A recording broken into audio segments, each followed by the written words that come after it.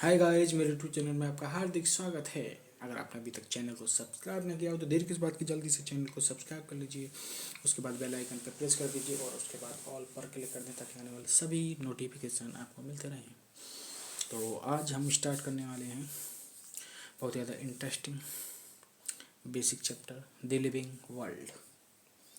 ठीक है, the living world.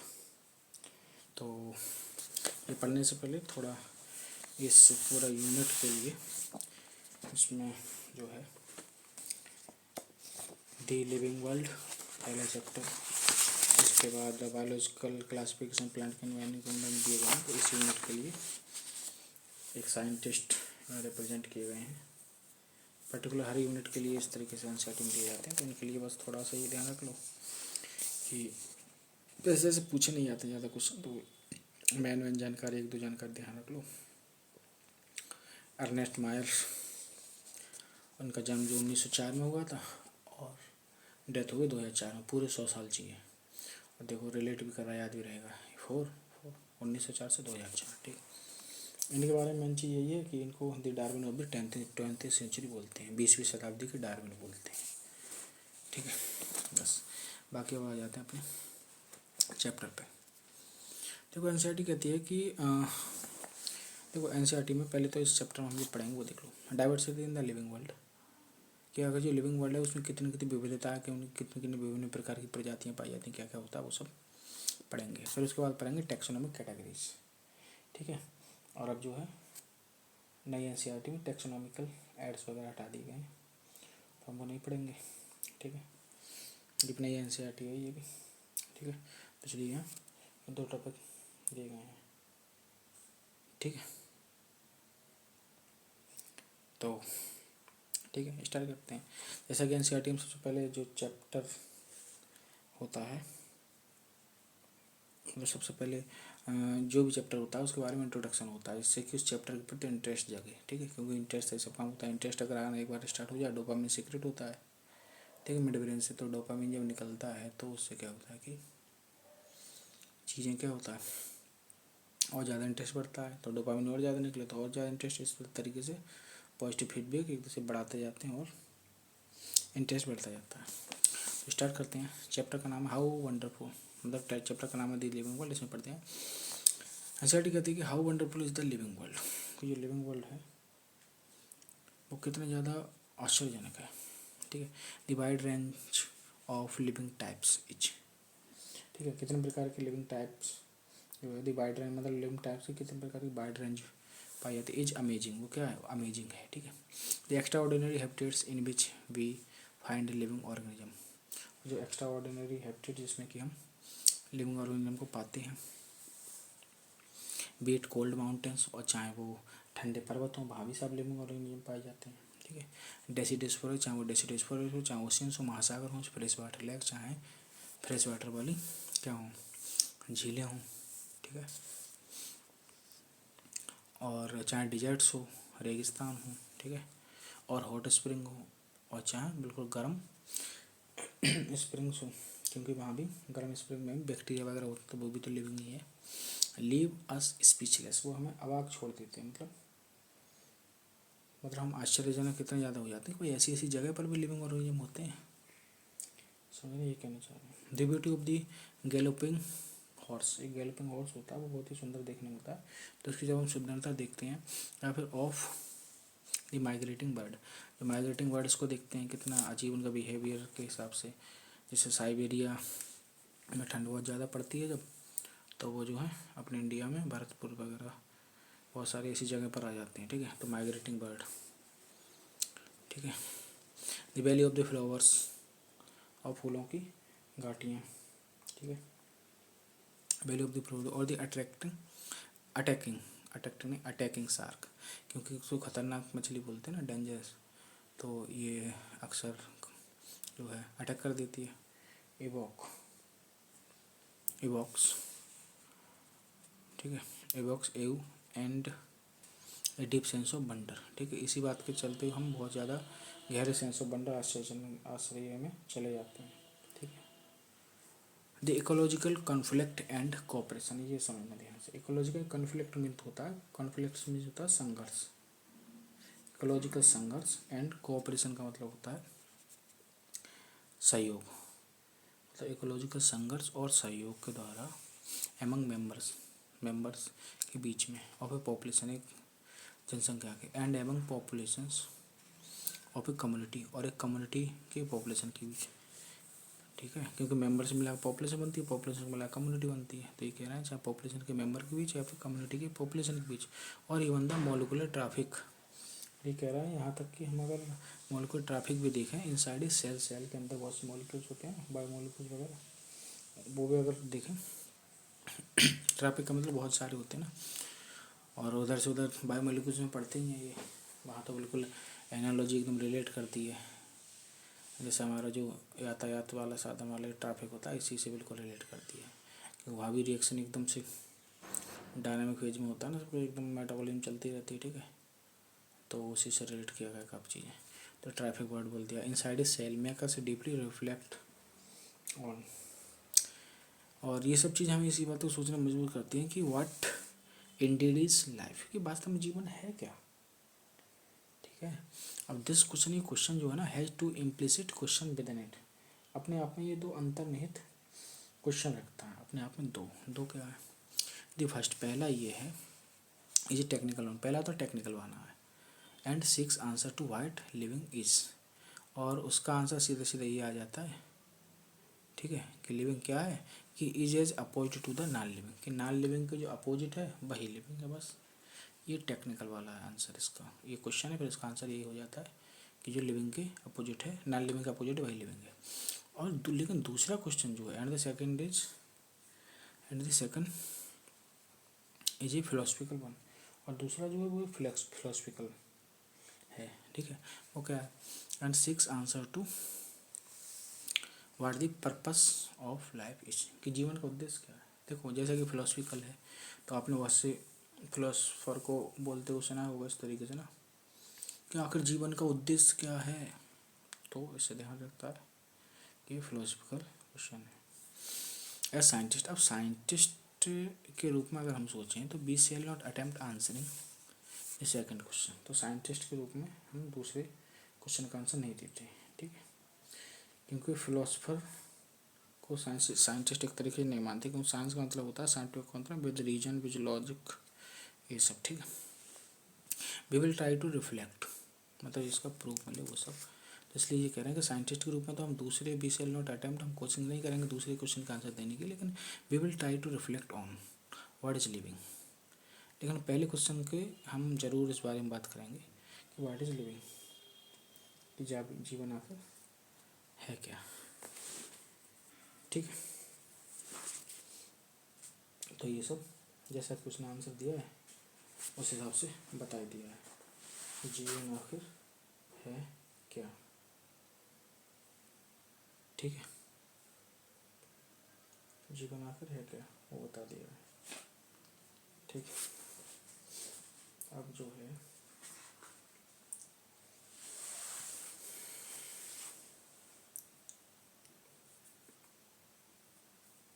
अब देखो,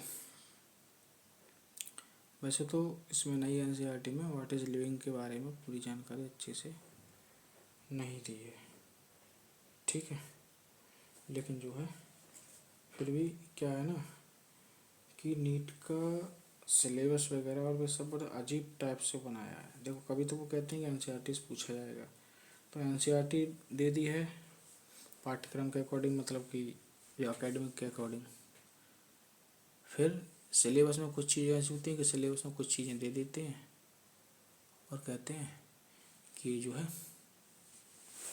फिर वो चीज़ें कुछ एनसीईआरटी नहीं होती हैं, तब फिर बात आती है कि भाई पूछा भी जा सकता, तो व्हाट इज़ लिविंग वाला पूरा हेडिंग ही नहीं एनसीईआरटी हटा दिया गया है। लेकिन अभी अगर मैं आपको सिलेबस के अकॉर्डिंग दिखाऊँ तो एक मिनट,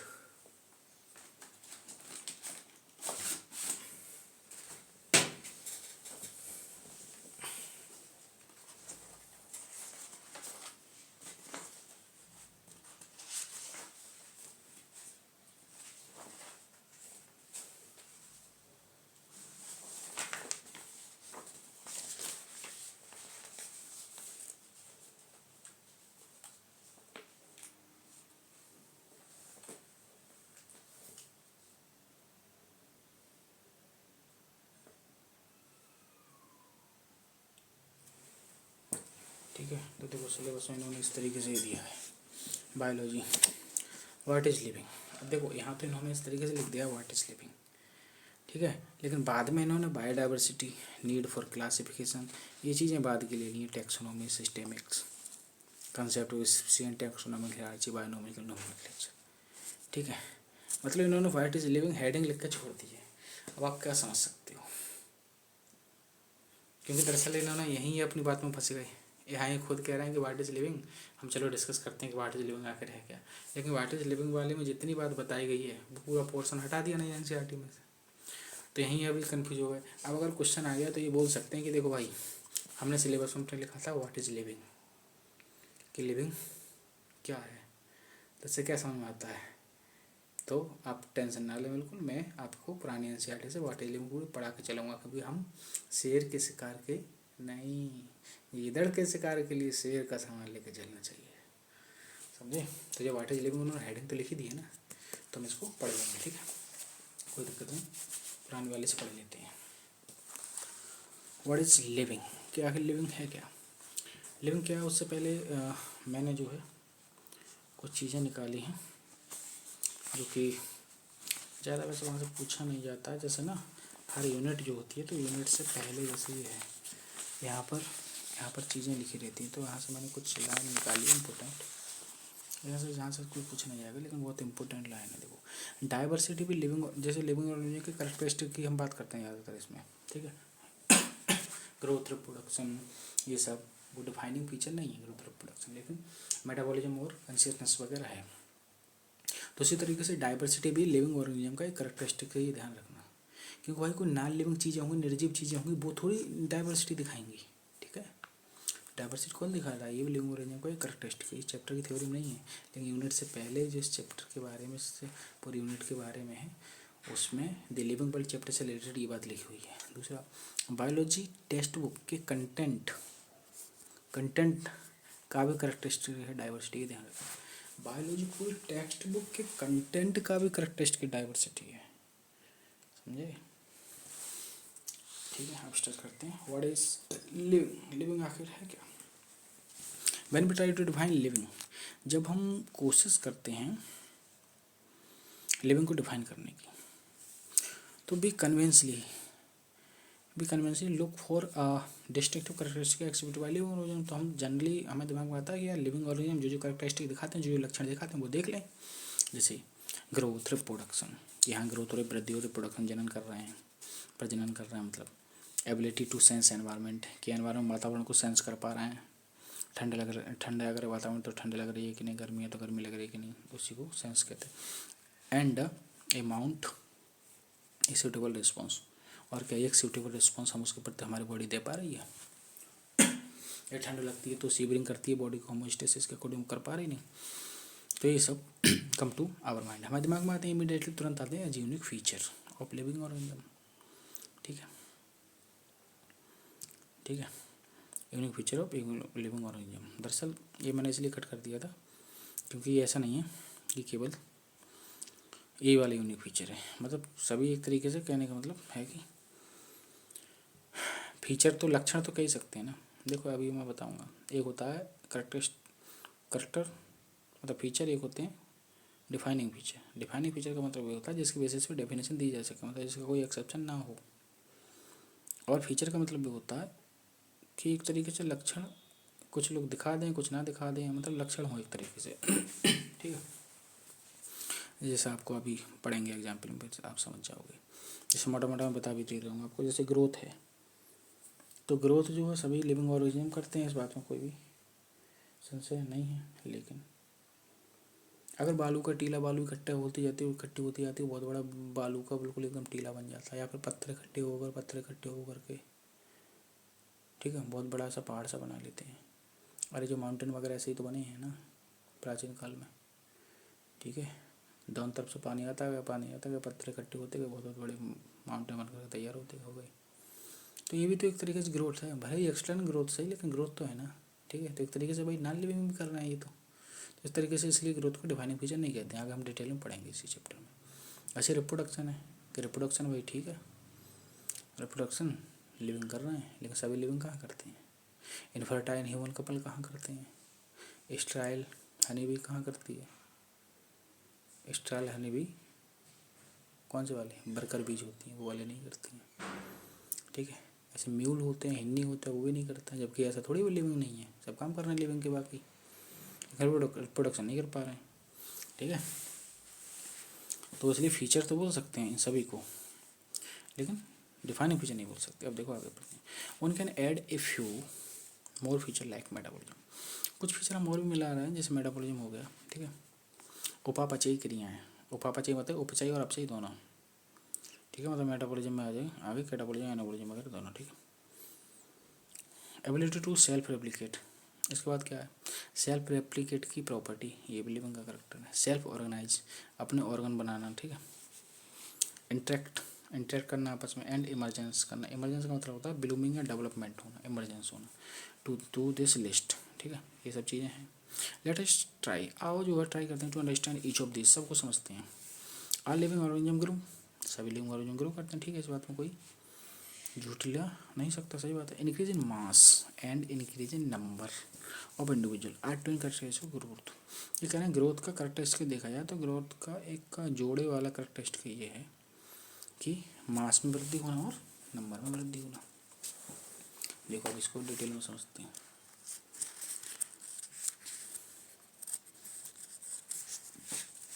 एक मिनट, ये मल्टी सेलुलर ऑर्गेनिज्म, अगर वो मल्टी सेलुलर ऑर्गेनिज्म तो खुद का एग्जाम्पल ले लो, बात खत्म।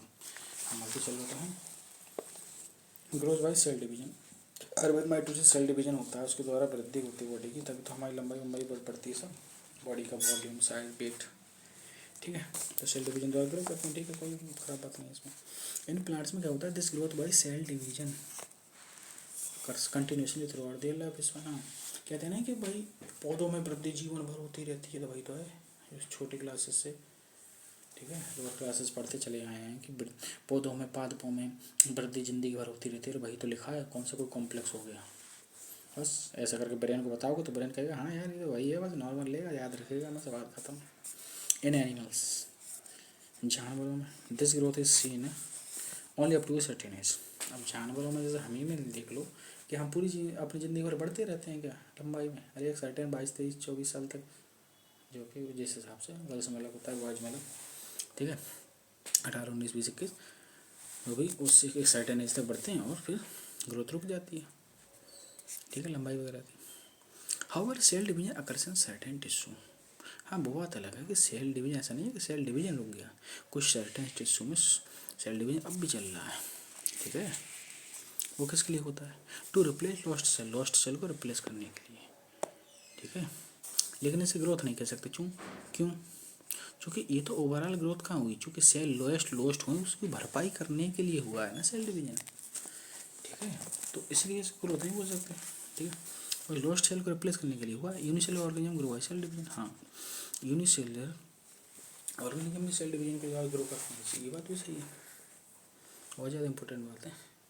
लगता है कि अलग अलग, वहाँ भी तो वही चीज़ लिखी हुई है, यहाँ लिखी है, उसमें गलत क्या है, ठीक है। क्योंकि ग्रो का मतलब अभी बताया जाएगा, ग्रो का मतलब नंबर और मास में कोई एक चीज़ भी बढ़ जाए तो हम ग्रो कह सकते हैं। ट्विन कैरेक्टरिस्टिक ग्रोथ का बताया ये। तो यूनिसेलुलर करते हैं, वो क्या करते हैं? वो एक तरीके से नंबर में बढ़ते रहते हैं, तो नंबर तो बढ़ ही रहा है ना, तो वो भी ग्रोथ ही है। सेल डिवीजन के द्वारा नंबर बढ़ा हुआ है, ठीक है। One can easy observe this in vitro. Vitro का मतलब होता है लैब में देख सकते हैं, विट्रो कल्चर में देख सकते हैं। By simply counting the numbers of sales under the microscope के द्वारा हम देख सकते हैं, ठीक है। ये बैक्टीरिया होता है, ठीक है, नॉर्मल देखा जाए तो इससे कोलाई का नॉर्मल देख लेते हैं तो वो 20 मिनट में डिवाइड कर रहा है, ठीक है। अगर हम 20 मिनट बाद देखें तो वो डबल होते जाते हैं नंबर, देख सकते हैं माइक्रोस्कोप से। ये कहना चाह रहा है in majority of the higher animals, ज़्यादातर हायर एनिमल्स जैसे खुद ही ले लो हम, खुद के लिए, एंड प्लांट्स में, और प्लांट्स में growth and reproduction are mutually exclusive events हैं, वो पारस्परिक क्या है? एक्सक्लूसिव इवेंट्स हैं, ठीक है। One must remember that increase in body mass is considered as growth. हर कोई जो है को, हर किसी को मतलब याद रखना चाहिए दैट इंक्रीज इन बॉडी मास, कि बॉडी मास में जो इंक्रीज होना होता नहीं है वो कंसिडर एज ग्रोथ, वो ग्रोथ माना गया है। ठीक है, ठीक, सही है, वो क्या माना गया, ग्रोथ माना गया, सिंपल सी बात है। Non living object also grow, non living organism grow करते हैं, ध्यान रखना। If we take increase in body mass as a criteria for growth, यदि हम बॉडी मास को ग्रोथ का क्राइटेरिया ले रहे हैं तो भाई ऐसे तो नॉन लिविंग भी तो ग्रोथ कर रहे हैं, जैसे अभी मैंने अभी बताया था। जैसे माउंटेन्स हैं, पर्वत हैं, पहाड़ हैं, मतलब बॉल्डर्स हैं एंड सैंड मोल्ड्स हैं, रेत के टीले हैं, डू ग्रो करते हैं, बिल्कुल सही बात है। भले ही एक्सटर्नल ग्रो करने का ग्रो तो कर रहे हैं ना। How this kind of growth exhibited by non living object is by accommodation of material on the surface. ये कह रहे हैं वैसे ये ग्रोथ जो है इस वजह से है कि भाई मटेरियल इकट्ठा हो जाता है सरफेस पर, इकट्ठा इकट्ठा इकट्ठा इकट्ठा पड़ते पड़ते दर लेयर, लेयर टू लेयर इकट्ठा होता चला जाता है, बहुत बड़ा सा टीला बन जाता है। लेकिन है तो ग्रोथ ना।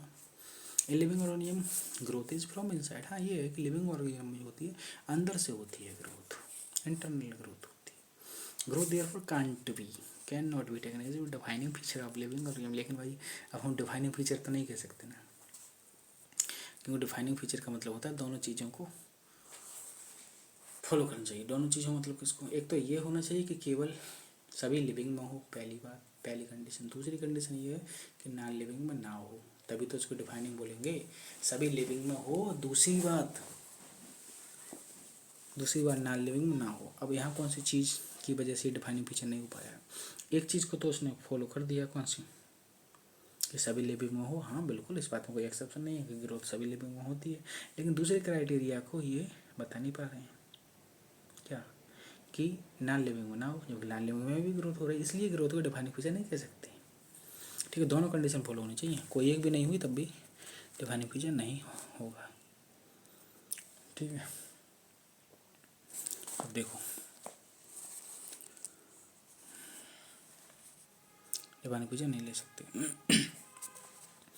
Conditions under which it can be observed, वो condition under which it can be observe, ये देखा गया है in all living organism have to be explained and then we understand that it is a characteristic of living organism. हाँ ये कह सकते हैं कि सभी लिविंग ऑर्गेनिज्म में है, तो ठीक है, कैरेक्टरिस्टिक तो है ही, किसी एक चीज़ को फॉलो कर रहा है तो कैरेक्टरिस्टिक तो है ही।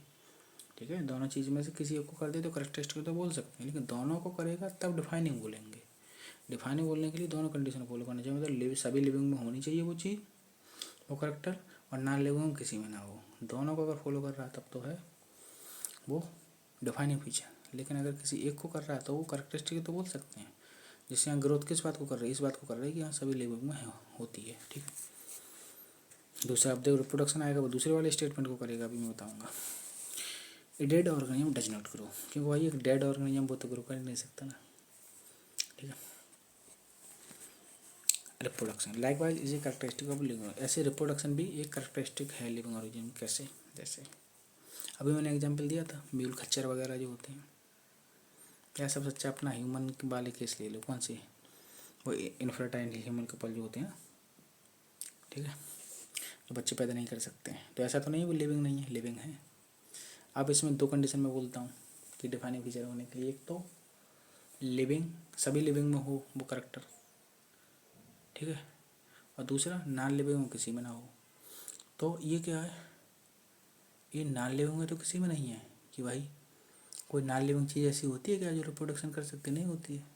ठीक है, लेकिन सभी लिविंग में एक को तो फॉलो कर दिया, मतलब कैरेक्टरिस्टिक तो है, क्योंकि नॉन लिविंग में नहीं होती है वही reproduction.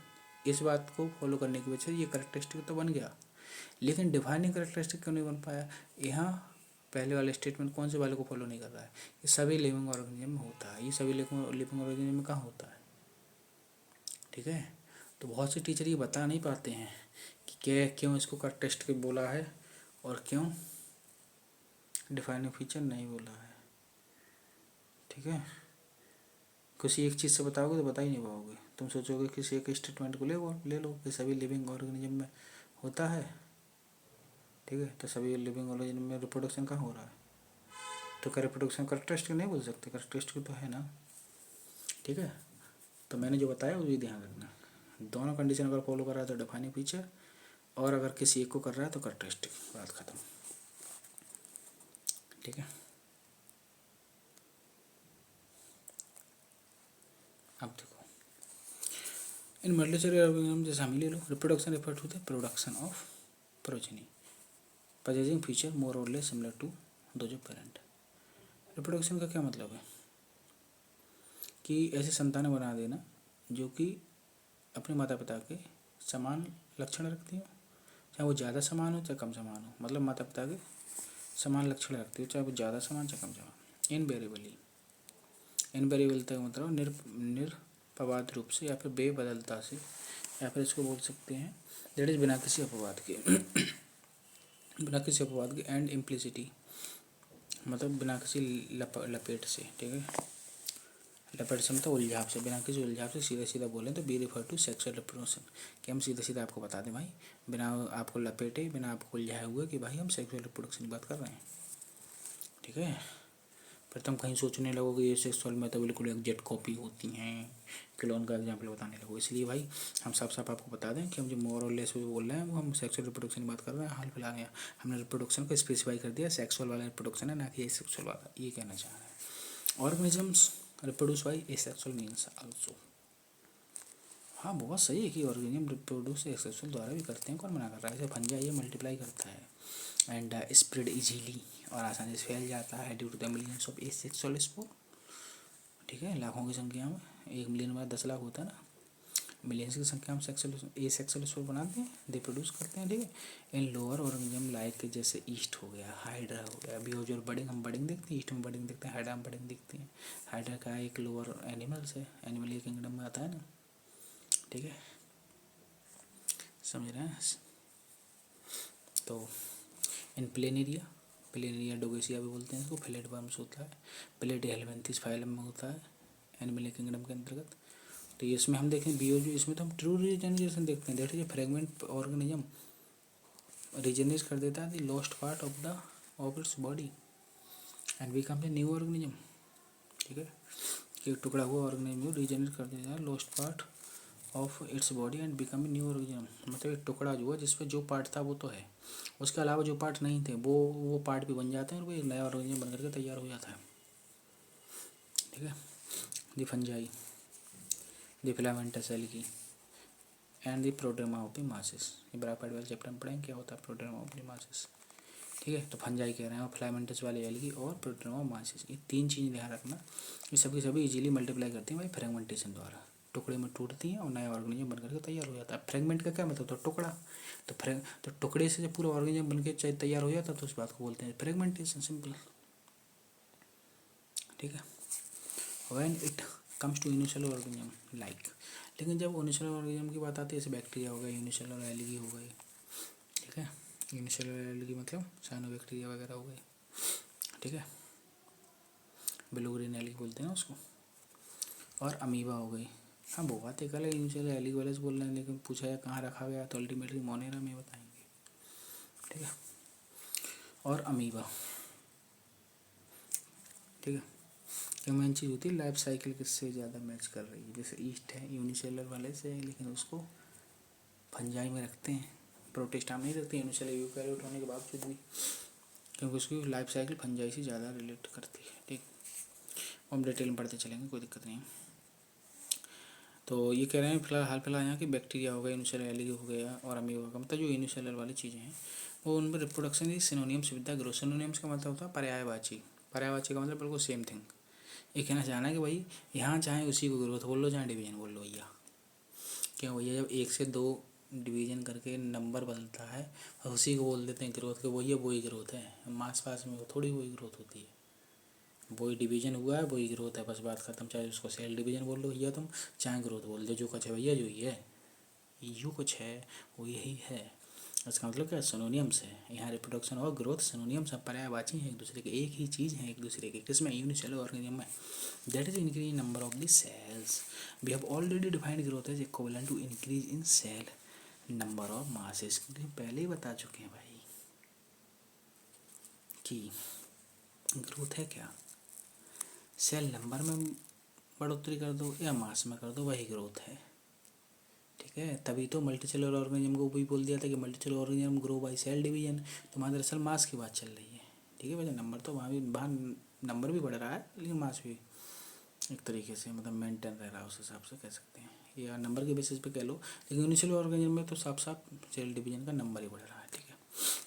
Hence we notice that in single celled organism में, इसलिए हम नोटिस कर सकते हैं सिंगल सेल्ड ऑर्गेनिज्म में होते हैं, we are not very clear about the use of these two terms, मतलब अलग अलग हम नहीं यूज कर सकते हैं टर्म को, ग्रोथ अलग प्रोडक्शन अलग, समझ रहे हो। दैट इज सिंपली जब सिनोनियम्स ही हो हैं एक दूसरे के तो अलग अलग नाम कैसे दे सकते हैं सिंपली, ठीक है। क्योंकि नंबर यदि बढ़ेगा तो मास भी तो बढ़ेगा ना, एग्जाम्पल इनिशियल ऑर्गेनिज्म, ठीक है। और उनका टोटल का अगर मिला करके जोड़ा जाए तो की बात चल रही है, ठीक है, ठीक है,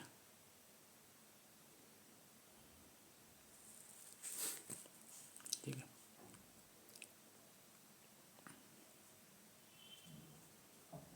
ठीक, has been notice in single cell सब हो गया, ठीक है। Further there are many organism, और आखिर देखें तो आगे बहुत से ऐसे ऑर्गेनिज्म होते हैं विच डू नॉट रिप्रोड्यूस, जो रिप्रोड्यूस नहीं करते हैं। एग्जाम्पल से म्यूस हो गए, खच्चर हो गए। एक अलग से ही बता दें, हिन्नी होता है। म्यूस जो बनता है वो बनता है मेल डंकी को लेकर के, मतलब मेल जो होता है डंकी होता है, और फीमेल जो होती है वो मेल होती है, मतलब फीमेल हॉर्स, तब म्यूल बनता है। अब हिन्नी में पेरेंट जैसे उसके उल्टे टाइप के हो जाते हैं, मतलब उसमें मेल जो होता है वो हॉर्स होता है हिन्नी के बनाने में, ठीक है। कैसे भी याद रख सकते हो, ऐसे दरअसल ज़्यादातर ये ध्यान रहता है ना कि पापा की तरह, तो ऐसे मेल हिन्नी हॉर्स ध्यान रखते, हिन्नी हॉर्स होता है। वैसे भी ज़्यादा पूछ नहीं है क्योंकि आपके सिलेबस में म्यूल लिखा है, ठीक है, लेकिन बता दे रहा हूँ आपको जानकारी के लिए। हिन्नी जो होता है उसका फादर जो होता है मेल हॉर्स होता है, और मदर जो होती है वो फीमेल डंकी होती है, ठीक। अब अगला क्या है, स्ट्राच बर्गर बीज। ये जो है स्टार बर्गर बीज जो होती हैं, तो 3 टाइप की होती हैं ना, शॉर्ट में बता दे रहा हूँ। रानी मक्खी होती हैं, बर्गर बीज होती हैं, और ड्रोन होते हैं। तो जो बर्गर बीज होती हैं, ड्रोन और रानी मक्खी तो फर्टाइल होते हैं, लेकिन जो बर्गर बीज होती हैं वो स्टेराइल होती हैं, वो बच्चे पैदा नहीं कर सकते, ठीक है। अगला इनफर्टाइल ह्यूमन कपल, जानते ही हो। ह्यूमन कपल अगर के ऐसा है जो कि संतान पैदा नहीं कर पा रहा है, तो वो भी तो ऐसा थोड़ी है लिविंग नहीं है, क्योंकि संतान पैदा नहीं कर पा रहा है। Hence reproduction also can not be an all, उनकी जो डिफाइनिंग कैरेक्टरिस्टिक तो नहीं कह सकते ना ऑफ लिविंग ऑर्गेनिज्म का।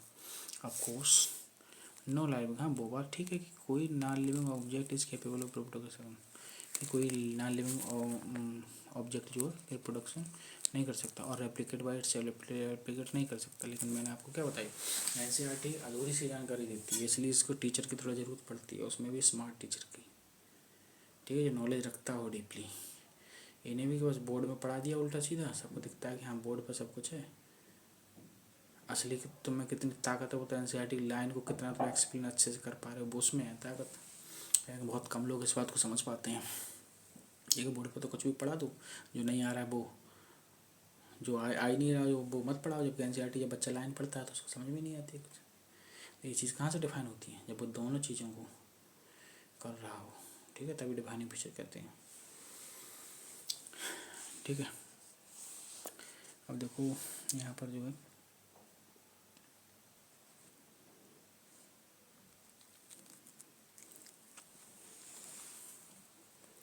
ठीक है, भाई मैं कह रहा हूँ चूँकि लक्षण तो लिविंग ऑर्गेनिज्म का ही यही है ना, इस बात में तो कोई शक नहीं है, ठीक है। लिविंग अर्थ रोध रह सकते हैं, ठीक है, ठीक है ना, क्योंकि एक एक करेक्टरिस्टिक के लिए बना रहे हैं, ठीक। इधर कोई एक्स्ट्रा का मतलब इसी को समझाने के लिए तो नहीं लगेगा, कोई नहीं लगा, ठीक है। अब आ जाते हैं तीसरे करेक्टरिस्टिक पर। ग्रोथ समझ चुके हैं, रिप्रोडक्शन समझ चुके हैं, तीसरा क्या है, व्हाट इज लिविंग में चल रहा है ये सब। व्हाट इज लिविंग का मतलब कि हम लिविंग को आके समझाना चाह रहे हैं कि लिविंग आखिर है क्या, तो उसके करेक्टरिस्टिक की बात चल रही है। कुछ करेक्टरिस्टिक, कोई डिफाइनिंग करेक्टरिस्टिक पढ़ेंगे, तो डिफाइनिंग आ गया तीसरा वाला, ये डिफाइनिंग है जो तीसरा हम पढ़ने जा रहे हैं, metabolism. Another characteristic of life is metabolism, मतलब मेटाबॉलिज्म करेक्टरिस्टिक तो होगा ही होगा, साथ में डिफाइनिंग करेक्टरिस्टिक भी है, ठीक है, क्योंकि ये दोनों कंडीशन को फॉलो कर रहा है। क्या पहली होती है कि सभी लिविंग ऑर्गेनिज्म में होना चाहिए, तो हाँ बिल्कुल सभी लिविंग ऑर्गेनिज्म में मेटाबॉलिज्म चलती है। किसी नॉन लिविंग में नहीं होना चाहिए, हाँ कहाँ होती है, किसी नॉन लिविंग में नहीं होती मेटाबॉलिज्म। तो ये दोनों कंडीशन को फॉलो कर रहा है, इसका मतलब ये डिफाइनिंग फीचर है। ठीक, डिफाइनिंग फीचर का नाम ही बताता है ना, उसका सेल्फ एक्सप्लेनेटरी वर्ड है डिफाइनिंग फीचर, मतलब ऐसा फीचर जिसके बेसिस पे डेफिनेशन दी जा सके, और डेफिनेशन यही होती है कि ये वो फीचर जो है सभी लिविंग में होना चाहिए और नॉन लिविंग किसी में नहीं होना चाहिए। ठीक है, तभी डिफाइनिंग कर सकते हैं। Living organism are made of chemical, सही बात है भैया, सब के सब रसायनों के बने हुए हैं। दिस केमिकल्स स्मॉल और बिग, और ये केमिकल जो होते हैं चाहे छोटे हों चाहे बड़े हों, बिलोंग टू वेरियस क्लासेस, बहुत से वेरियस विभिन्न विभिन्न क्लासों से बिलोंग करते हैं। ठीक है, विभिन्न क्लासेस का मतलब वही है, प्रोटीन होंगे तो वो प्रोटीन वाली क्लास से होंगे, कार्बोहाइड्रेट होंगे बहुत से। ठीक है, इस तरीके से साइजेस कोई छोटे होते हैं बड़े होते हैं, मोलिकुलर वेट में अंतर होता है, डाल्टन वगैरह हम देखे जाते हैं। ठीक है, बायोमोलिक्यूल्स में पढ़ते हैं सब, फंक्शन अलग अलग होते हैं। ठीक है, प्रोटीन वगैरह क्या क्या फंक्शन है, हार्मोन होगा तब वो हार्मोन रूप में होगा तब क्या करेगा, ऐसे तमाम कार्बोहाइड्रेट के क्या क्या फंक्शन है। ठीक है, ये सब पढ़ते हैं function ETC। Are constantly being made, ये सब जो होते हैं लगातार रूप से बनते रहते हैं, and changed into some other biomolecules, लगातार बनते रहते हैं, दूसरे में कन्वर्ट होते रहते हैं। ठीक है, कन्वर्ट होते रहते हैं। These conversions are chemical reaction होती हैं, मेटाबॉलिक रिएक्शन, इन्हीं को मेटाबॉलिक रिएक्शन कहते हैं, एक दूसरे में कन्वर्ट होने को, दीज आर। ठीक है, मेटाबॉलिक रिएक्शन का मतलब यही है। ठीक, चाहे छोटा बड़े में टूट रहा, चाहे छोटा मिल करके बड़े बड़े बना रहे हो, और चाहे बड़ा टूट करके छोटा बना रहे हो। और ये बड़ा टूट करके छोटा बनाते हैं तो इसको क्या बोलते हैं, कट कट कट कट से याद रखो। बड़ा बड़ा मॉलिक्यूल कॉम्प्लेक्स मॉलिक्यूल टूट करके छोटे बनाते हैं तो उसको बोलते हैं कैटाबॉलिज्म। कट से याद रखो, कट, या बड़े को तो कट करके छोटा बनाएंगे बना सकेंगे तो कैटाबॉलिज्म बोलते हैं, बड़े को छोटे में कन्वर्ट करने के लिए। और जब किसी छोटे को बड़े में कन्वर्ट करते हैं तो उसको बोलते हैं एनाबॉलिज्म। ठीक, simple. There are thousands of metabolical reactions, हजारों मेटाबॉलिकल रिएक्शन होती हैं अकरिंग साइमल्टेनियस। ध्यान रखना हजारों वर्ड, ये ध्यान रखना कि वो स्टेटमेंट आ जाते हैं बिल्कुल ऐसे ही, वहाँ लिख देगा लाखों मतलब मिलियंस लिख देगा, थाउजेंड है। ठीक है, हंड्रेड्स ऑफ लिख देगा, लेकिन नहीं, क्या है, थाउजेंड्स ऑफ, हजारों, याद रखना। ठीक है, हजारों रिएक्शन अकरिंग साइमल्टेनियस, एक साथ चलती हैं, ये नहीं अलग अलग। इनसाइड आर लिविंग ऑर्गेनिज्म, सभी लिविंग ऑर्गेनिज्म के अंदर चलती हैं। बी दे, बी वाली चाहे चाहे वो क्या हो, यूनिसेलुलर हो चाहे मल्टी सेलुलर हो, क्योंकि है तो लिविंग ना। All plants animals fungi and microbes, microbes मतलब यही बैक्टीरिया वगैरह एक्टिवेट करते हैं मेटाबॉलिज्म को। Sum total of all chemical reaction occurring in our bodies is metabolism, और जितनी भी केमिकल रिएक्शन चलती है अगर उसका सम टोटल कर दिया जाए तो हमारी बॉडी में जितनी भी चल रहे हैं उन सबको मेटाबॉलिज्म बोलते हैं, सभी रिएक्शन के सम को। Non living object accepting metabolism, देखो इनडायरेक्टली ये बोल वही रहे हैं। ठीक है, लेकिन एक तरीके से क्लियर कर लिखा नहीं है कि ऐसे का डिफाइनिंग फीचर हेडिंग पड़ा होता है फिर उसमें लिखा होता है डिफाइनिंग फीचर क्या है, तब तो सिंपल हो जाती ना NCERT, तभी तो हर किसी बस की बात नहीं होती है। देखो बीच बीच में टुकड़ों में बोल रहे हैं, नॉन लिविंग ऑब्जेक्ट, देखो ना, no non living object exhibit metabolism, metabolism कोई नॉन लिविंग नहीं दर्शाता। ठीक है, metabolic reaction can be demonstrated, अब देखो यहाँ भी बहुत से लोगों को कन्फ्यूजन होता है, लेकिन मैं क्लियर करके आपको रहूँगा, टेंशन मत लो। Metabolic reaction can be demonstrated outside the body in cell free system, देखो ये क्या बोल रहा है, ये मेटाबॉलिज्म नहीं बोल रहा है, मेटाबॉलिक रिएक्शंस बोल रहा है। रिएक्शंस, रिएक्शन तो कराई जा सकती हैं भाई फ्री में, मतलब फिर आउट ऑफ द बॉडी। ठीक है, सेल फ्री सिस्टम में कराई जा सकती है, मतलब विदाउट सेल हम लैब में करा सकते हैं मेटाबॉलिक रिएक्शन, कोई इसमें बड़ी बात नहीं है। ठीक है, मेटाबॉलिक रिएक्शन कराने का क्या मतलब, सिंपल कैटाबॉलिज्म एनाबॉलिज्म करा ही सकते हैं भाई। ठीक है, बड़े मोलिक्यूल छोटे में तोड़ सकते हैं, एंजाइम वगैरह की यूज करके छोटे से बड़े में तोड़ सकते हैं। ठीक है, अब बात आती है फिर मेटाबॉलिज्म किसको बोलते हैं, मेटाबॉलिज्म उसी को बोलते हैं अगर यही रिएक्शन तोड़ने की और बनने की किसी सेल के अंदर चल रही हूँ। ठीक है, बस ये है, देखो आगे समझ में आएगा। An isolated metabolic reactions outside the body, isolated का मतलब होगा बॉडी के बाहर चल रही है, of an organism perform in test tube में अगर कर रहे हैं तो इज नाइदर लिविंग और नॉन लिविंग, उसको क्या बोलेंगे, ये भी स्टेटमेंट ध्यान रखना, ये ना ही लिविंग है और ना ही नॉन लिविंग है, ठीक है, क्योंकि है तो भाई मेटाबॉलिक रिएक्शन, लेकिन अभी सेल के अंदर नहीं हो रहा है इसलिए लिविंग भी नहीं बोल सकते, लेकिन है तो मेटाबॉलिक रिएक्शन इसलिए नॉन लिविंग भी नहीं बोल सकते, तो ना ही तो इसे लिविंग बोलेंगे ना ही नॉन लिविंग, ठीक है। मेटाबॉलिक रिएक्शन को टेस्ट ट्यूब के अंदर चले, लेकिन hence while metabolism is defining feature होती है और आर लिविंग ऑर्गेनिज्म को विदाउट एक्सेप्शन। अब देखो, अब समझो, अब पूरी तरीके से फाइनल लाइन से क्लियर हो जाएगी सब confusion. Isolated metabolic reaction in vitro, vitro मतलब लैब में अगर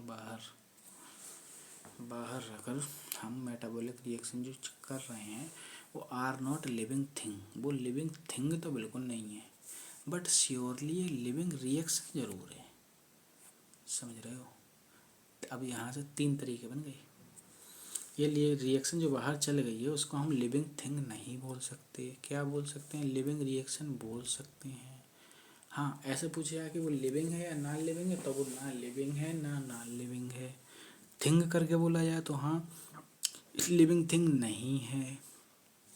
रिएक्शन के बोलो जाए, लिविंग के साथ रिएक्शन पर जुड़ा हुआ तो हाँ लिविंग रिएक्शन है, लेकिन अगर कुछ भी ना जुड़ा हुआ हो, नॉन लिविंग और लिविंग, तो बोलेंगे ना ही लिविंग है और ना ही नॉन लिविंग है, ठीक है।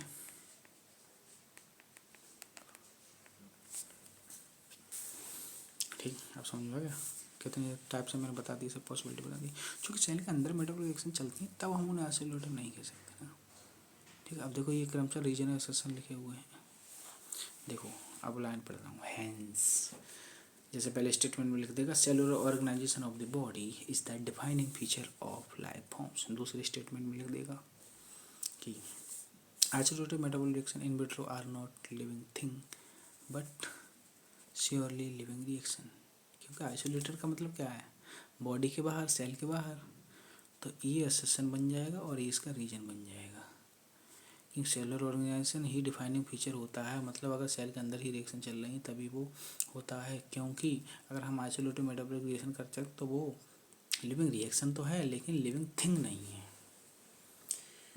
समझ रहे हो। तो ये रीजन असर्शन यहाँ से बन सकता है, कम सही रीजन असर्शन लिखे हुए हैं, ठीक है।